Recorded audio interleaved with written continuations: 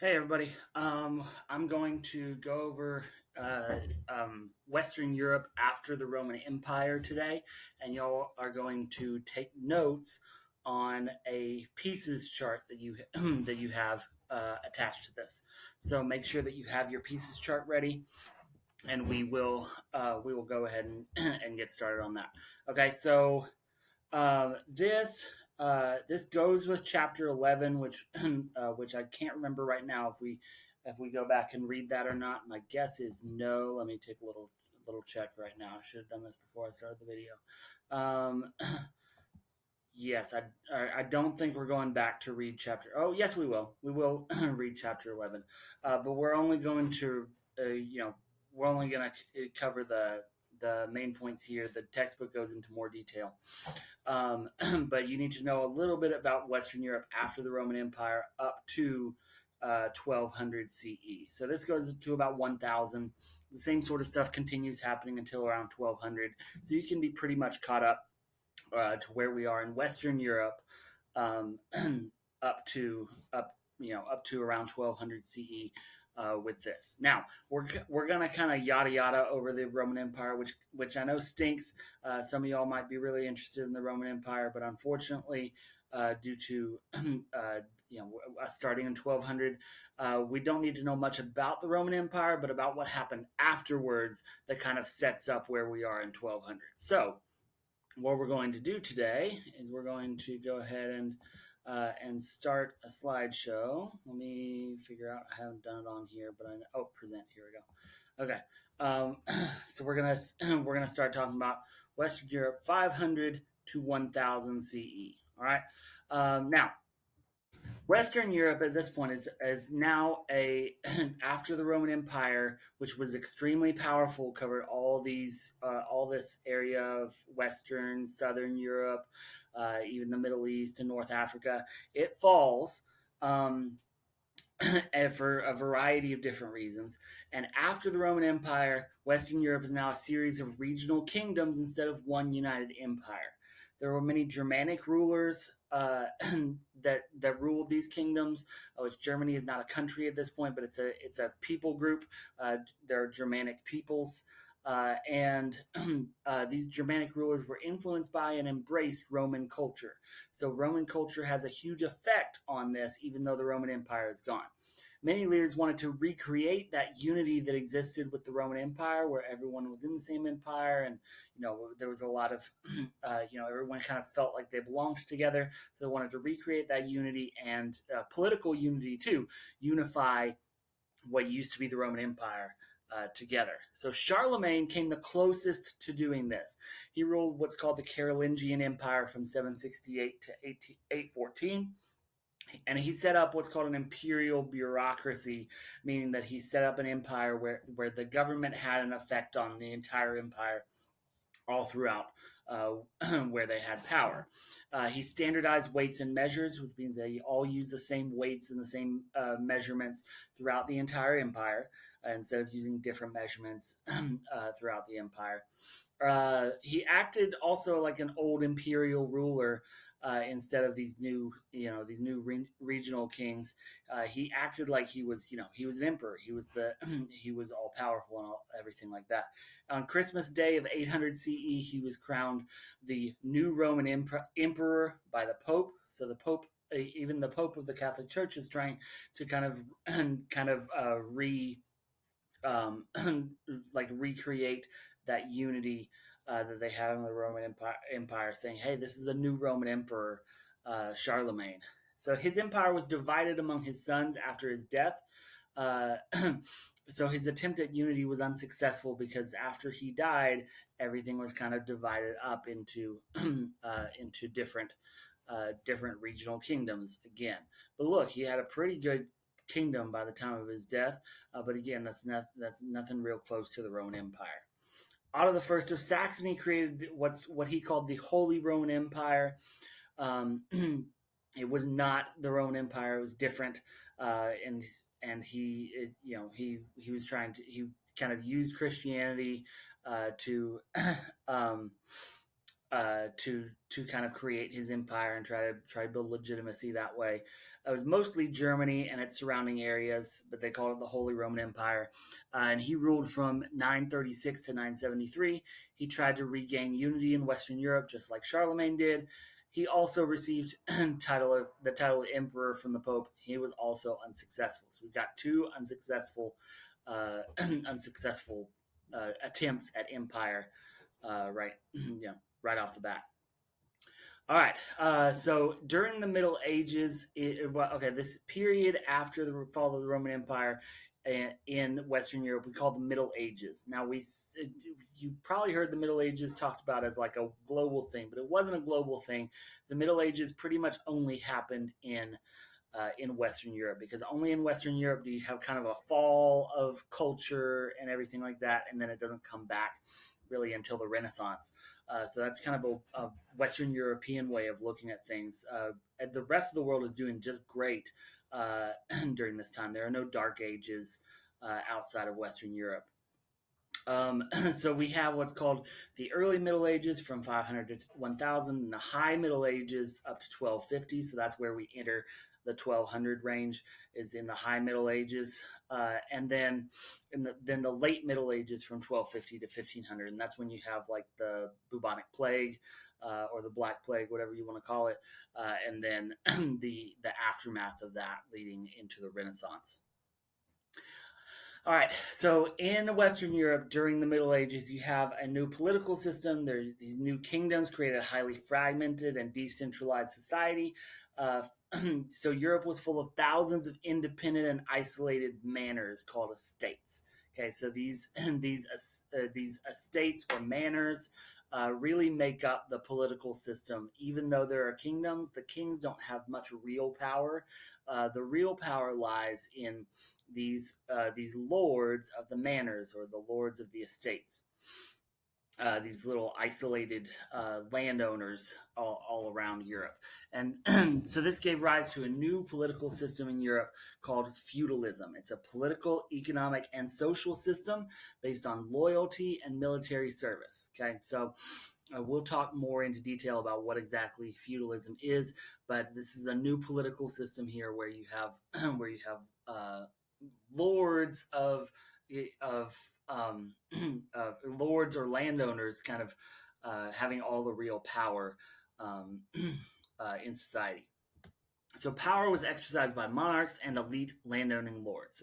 So the monarch or the king does have some power, but these landowning lords have most of the real power, and especially locally. Lesser lords and knights swore allegiance to greater lords and kings. So you have these people called vassals, or these lesser lords, and they entered into a mutual obligation to a higher lord or a monarch. Okay, so you have lesser lords pledging their allegiance to greater lords, and then eventually these greater lords kind of swear their allegiance to the king. So it's kind of like a pyramid scheme, if you want to think of it that way, where you're under these people, and you swear allegiance to these people, swear I'll never betray you or anything like that. And this gave them military protection and support. So the lesser lords get military protection from the greater lords or from the king, and and then in return they got land or fiefs. A fiefdom is called like a land that you get. So if you swear allegiance to a greater lord, you get a piece of that lord's land, and then that you can be a lesser lord and kind of break that off to other people. Um, and knights do this too. Okay, knights swear their allegiance to lords, and then say, we'll protect your land, and then they get a little piece of the land for themselves. The fiefs are estates that came with serfs to work the land. So it's not only the land, but you get the serfs that come with the land. And the difference between a serf and a slave is essentially a serf is tied to the land, a slave is tied to their master. So a serf comes with the land and works the land for you. They don't get paid. You feed them, clothe them, give them a place to live, but that's about it. And they work your land. All right, so here's how feudalism works. You have you have kind of at the top is the Pope or the Church, um, and then below that is the monarch, or the king, then nobles below the monarch, knights and vassals swear allegiance to the nobles. So you kind of the nobles are those greater lords, and then the vassals are the lesser lords. The knights swear allegiance to the nobles. The vassals will swear allegiance to the nobles. The vassals kind of manage the land and manage the people who work on it and stuff like that. The knights protect the land. Their job is is to protect the land from invaders, and it's kind of like the nobles' own like personal army of knights that have sworn allegiance and have part of that land to go with them. So this all happened because the kings weren't very powerful and they didn't have these powerful armies, so people were afraid of being invaded.